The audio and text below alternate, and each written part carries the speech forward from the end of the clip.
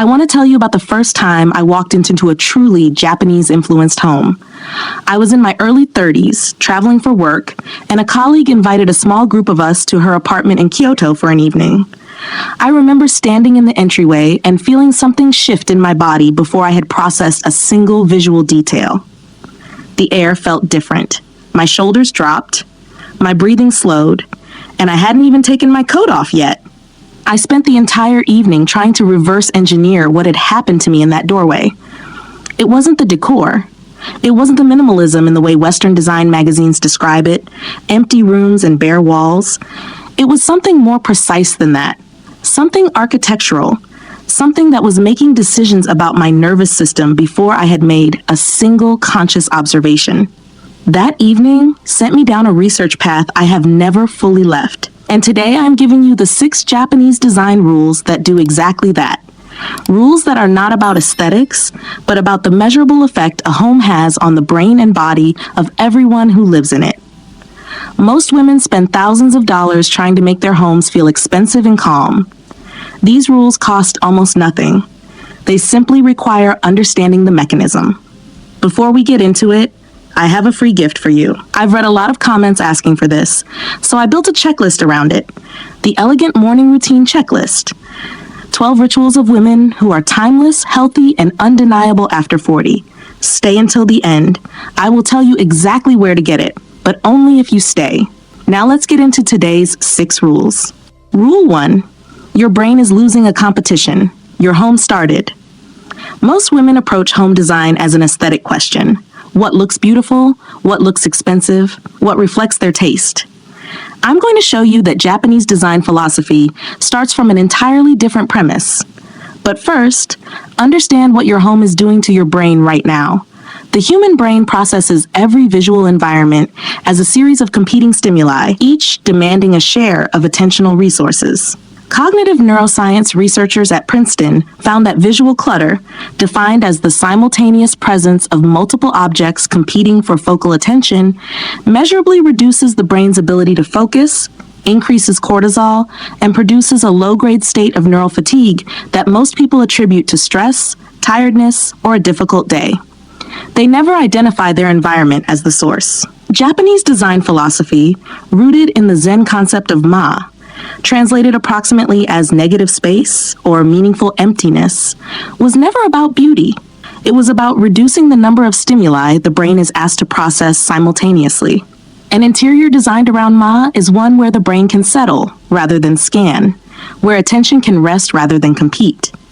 I understood this intellectually for years before I actually applied it. My apartment on the Upper West Side has books on every surface, always in use, never decorative. But I learned slowly to clear every surface that did not earn its objects. The difference in how the room felt was immediate and physiological. Resolve. Walk through your home and identify every surface carrying objects that serve no daily function and hold no specific meaning. Remove them entirely for 2 weeks. Not into storage as a compromise, out of the visual field completely. What remains should be able to justify its presence. This is not minimalism as an aesthetic. It is neural competition management. Here's where most people stop. Clearing surfaces while leaving a hormonal disruptor operating in full force in every room. Rule 2. Your clutter is suppressing a hormone you need. Most people associate clutter with the feeling of being overwhelmed. I'm going to show you that the feeling has a specific hormonal basis, and that removing it has a measurable physiological effect. But there is something you need to understand first. A study from UCLA's Center on Everyday Lives and Families tracked cortisol levels of women in their homes throughout the day. Women who described their homes as cluttered or unfinished showed consistently elevated cortisol from morning through evening. Their stress hormone never fully subsided while they were at home. Women in tidy, ordered environments showed the expected cortisol drop in the early evening that allows the body to transition toward rest. The home was not a backdrop to their stress. It was a generator of it.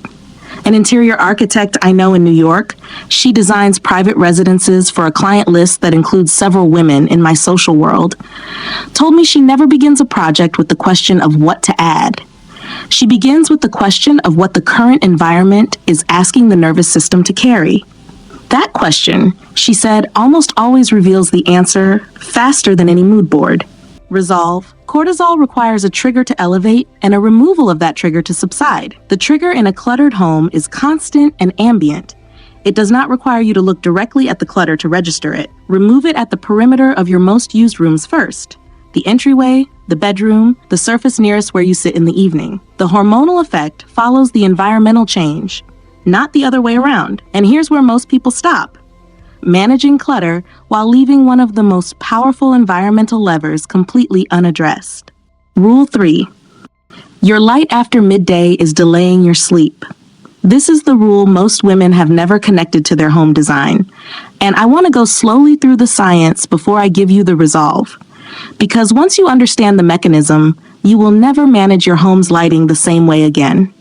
The brain's suprachiasmatic nucleus, the internal clock that governs melatonin production and sleep onset, calibrates itself by reading the color temperature of the light you are exposed to throughout the day. Bright, blue-toned light signals daytime and suppresses melatonin. Warm, dim, amber-toned light signals evening and allows melatonin to rise. A study from Harvard Medical School found that exposure to cool-toned overhead lighting after 6 p.m. delayed melatonin onset by an average of 90 minutes, meaning most people in modern, overhead-lit homes are physiologically 2 hours behind where their biology expects them to be at the moment they attempt sleep. Japanese homes have historically managed light with paper screens, low lamps, and candlelight in the evening. Not for atmosphere, but because the tradition preceded and then confirmed what neuroscience has since documented. I adopted this principle gradually. After 7 p.m. in my apartment, overhead lights go off entirely. Candlelight and one low warm lamp per room. The quality of my sleep shifted within 2 weeks in a way I hadn't anticipated. My daughter Eloise noticed it before I named it. She said the apartment felt different in the evenings. Slower, like it was ready to stop. I promised you something at the beginning, and I keep my promises. The Elegant Morning Routine Checklist. 12 rituals of women who are timeless, healthy, and undeniable after 40. It is the morning architecture that puts everything I described today into daily practice. Cortisol protection, protein-first nutrition, movement, silence, grooming standards, and the identity rituals that make all of it sustainable. Every page is a deliberate act of self-respect. See the first link in the description below to grab it right now for free, or scan the QR code on your screen if you're watching on TV. When you do get it, remember to email me your feedback about your takeaway from it. I love to read those emails. Resolve. After 6 p.m., switch off overhead ceiling lights entirely and use only low-placed, warm-tone lamps at or below seated eye level. Invest in 1 or 2 amber bulb lamps for your primary evening room. The cost is negligible. The effect on sleep onset is documented and significant. But here's where most people stop, managing light while filling the surfaces that remain with objects that undermine the calm the light is trying to create. Rule 4. One object, placed with intention, outperforms everything. Most women decorate by addition. More objects, more arrangement, more visual richness.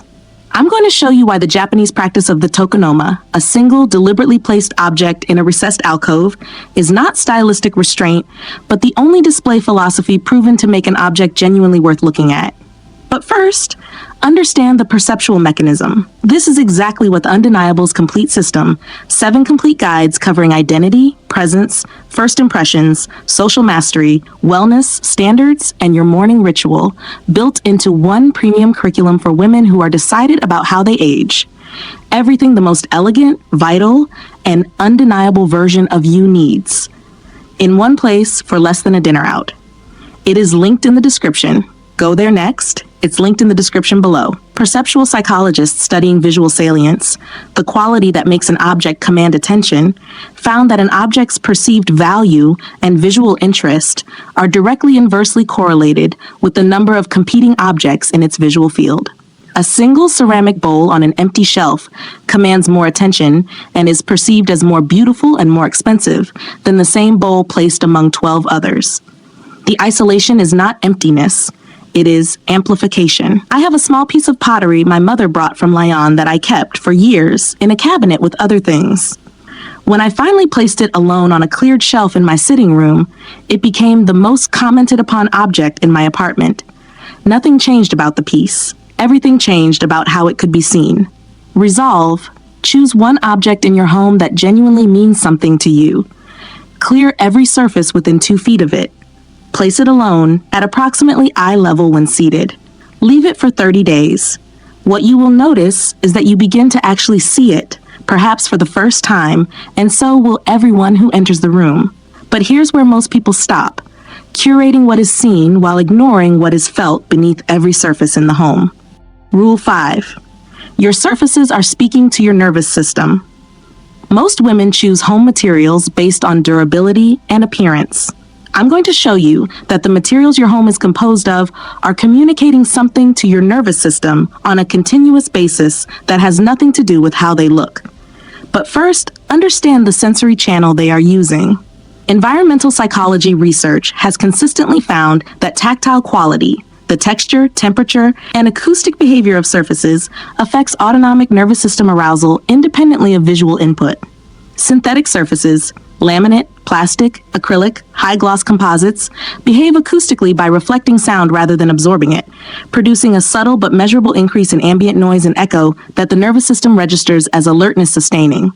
Natural materials, wood, stone, linen, cotton, wool, ceramic, absorb sound, reduce echo, and produce what researchers describe as a measurably lower autonomic arousal state in the occupants of a space. Japanese traditional interiors use almost exclusively natural materials: tatami, wood, paper, stone, bamboo. Not for tradition's sake, because these materials create a sensory environment the nervous system reads as safe, quiet, and recoverable.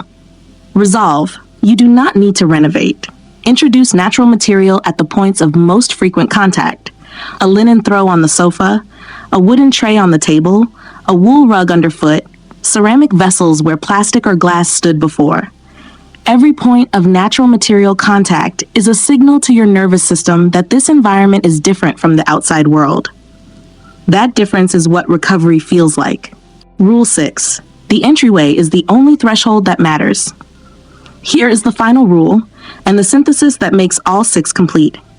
The Japanese concept of genkan, the entryway as a formal boundary between the outside world and the home, is the single most psychologically significant architectural element in any home, and most Western homes treat it as storage. A study from the University of Minnesota on psychological boundary rituals found that deliberate physical transitions, thresholds that signal a change of context, measurably alter the brain's attentional and stress regulatory states within seconds of crossing them. The transition has to be clean, defined, and unambiguous to work. A cluttered, shoe-filled, coat-buried entryway is not a threshold. It is a continuation of the outside world inside the house. The nervous system never receives the signal to shift. The complete framework. Remove visual competition from every surface your brain doesn't need to process. Eliminate the clutter that is keeping your cortisol elevated in the one place it should fall. Shift your lighting after 6 p.m. entirely to warm, low place sources. Give one meaningful object the isolation it needs to actually be seen. Replace synthetic surfaces at your points of daily contact with natural materials your nervous system recognizes as safe, and protect your entryway as a clean, clear threshold. Shoes away, surfaces bare, the visual and physical signal that the home begins here and the world stays outside. A home built on these 6 rules does not just look expensive. It feels like recovery. And once you know what to look for, you cannot unsee it. You now have the 6 Japanese rules that transform a home from a visually pleasant space into an environment that actively restores you, and you have them for free. The next step is the full blueprint, the Undeniables Complete System, 7 complete guides covering identity, presence, first impressions, social mastery, wellness, standards, and your morning ritual.